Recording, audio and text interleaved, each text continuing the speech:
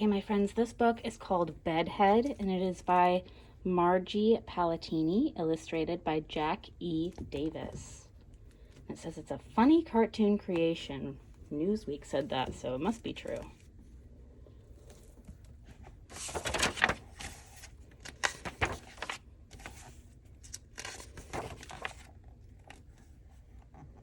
So we're starting right here. Shuffle, schlump, shuffle, schlump, shuffle, schlump. Schlumped, bleary-eyed Oliver out of bed, down the hall and into the bathroom. He yawned, he yanked, splashed some water, swished some mouthwash, gave his front teeth a passable brushing, and then, in a gunkless corner of the soapy silver soap dish, in a fogless smidgen of his father's foggy shaving mirror, right there on the hot water faucet, for heaven's sake, he saw it. It was big. It was bad. It was Bedhead. Oliver's hair was out of control. Way out of control. There was hair going this way, hair going that way, hair going up, down, around, and there was one teeny tiny clump of hair way at the back of his head that looked just like a cat's coughed up furball. Ah! Oh, they can hear him all the way downstairs. Oliver's scream shook. It rattled. It rolled all the way down the stairs and into the kitchen, where Fruit Loops went flying. Milk was spilled, spit, and sputtered. And two toast toasties did triple backflips onto the breakfast table. Oliver, Oliver, Oliver! Shouted Mom, Dad, and Emily as they ran up the stairs and headed for the bathroom door. Mom leaned close to the door. Closer, closer. That's right, even closer. Is everything all right, Oliver? She whispered in her calmest mom voice. Come on now, dear. Open the door and let us in. No sound from Oliver. Not a whimper, not a peep. Please, said Mom. Pretty, please. Pretty, pretty, pretty, please. The doorknob slowly turned. Mom smiled at Dad. She gave a wink to Emily. There you go, she said, taking a step into the bathroom. Nothing can be that bad. Wrong. It was that bad. Yes, sir, no doubt about it, said Dad, surveying the hairy situation from sink side. Oliver, my boy, you're having one bad hair day. Major, said Mom.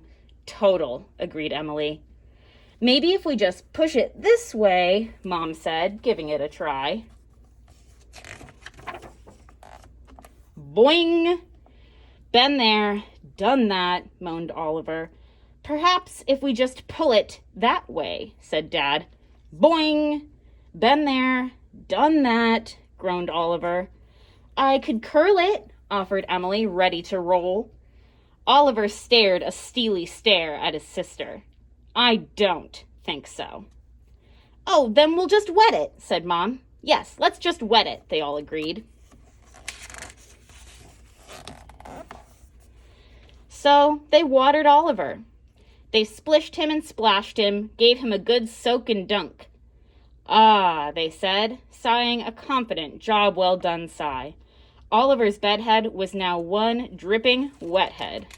And then it dried.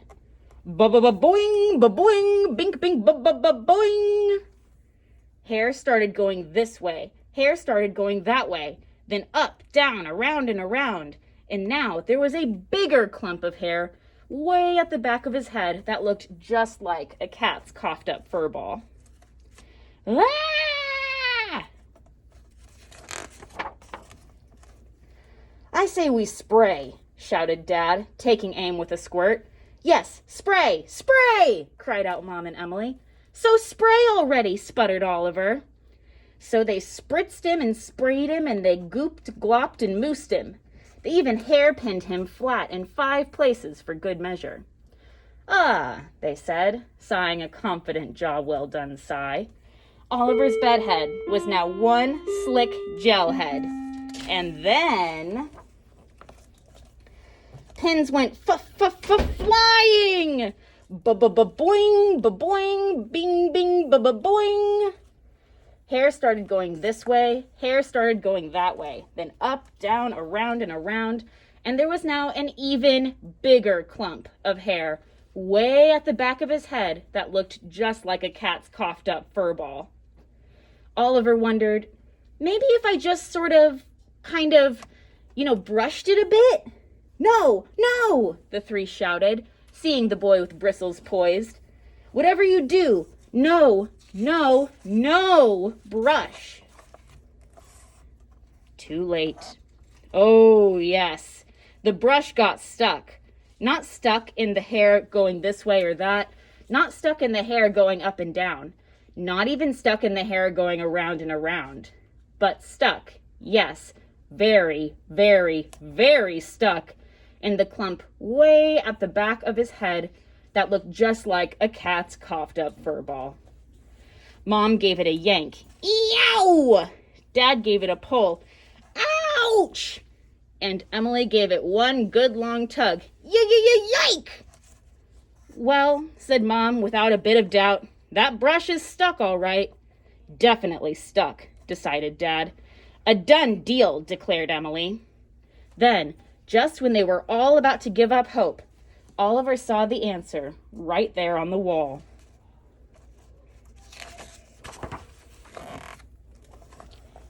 That's it, he pointed. The hat! Go get that hat! So without one more thought of a spritz, spray, or dunk, they all helped Oliver squish, smoosh, and cram every bit of bedhead, stuck, brush, and all, into his faithful old battered but true blue baseball cap. Well, almost. Good enough. And with a kiss and a wave, Oliver headed off to school. Everything was fine. Everything was dandy. And then Mary Margaret, who sat in the third row, 4 seats down, 1 desk across from Oliver in Mrs. Oppenheimer's class at Biddlemeyer Elementary, looked over to him and said, "You can't wear that hat." Oliver looked over to Mary Margaret. "Can too." "Can not." "And just why not?" demanded Oliver, holding tightly onto his hat. Mary Margaret grinned. "Because it's picture day." Picture day?" stuttered Oliver. "Picture day," sang out Mrs. Oppenheimer, standing in front of the class. "Everyone line up for our class picture. Back straight, faces front, smiles wide, and hats off." "Uh-oh," said Oliver. "Hats off?" "We're waiting, Oliver," said Mrs. Oppenheimer as everyone took their places. "We're waiting, Oliver," said Mary Margaret. "We're waiting, Oliver," said everyone else. "Hey, kid," said the man behind the camera. "Yeah, you with the lumpy-looking head. Off with that hat." Oliver hemmed, he hawed, but he knew that he had it. He lifted the brim and slowly took off his faithful old battered but true blue baseball cap. He held his breath. He closed his eyes. And he waited. He waited some more. Nothing. Zero. Zilch. Nada. He opened his eyes and looked up. There was no hair going this way, no hair going that way, no hair going up, down, not even around and around. And nobody could see the brush stuck in the clump of hair way at the back of his head that looked like a cat's coughed up fur ball. "Ah," said Oliver, sighing a confident, job well done sigh. "Ready, everyone?" sang out Mrs. O. "Big smiles and say cheese on the count of 3. 1, she said. 2, she said. And then, boing, boing, bing, bing, boing, boing, boing, boing, boing, boing. Hair started going this way, hair started going that way. Hair started going up, down, around, and around, and the brush that was stuck in the clump of the hair way back at the back of his head that looked just like a cat's coughed up fur ball let loose and boinged Mary Margaret on top of her head and boomeranged right back to Mrs. Oppenheimer's nose. 3, said the boinked Mrs. O, just as she and everyone else at Biddlemeyer Elementary got a look at Oliver and his bedhead. Ah! Geez! Click! Got it, said the photographer.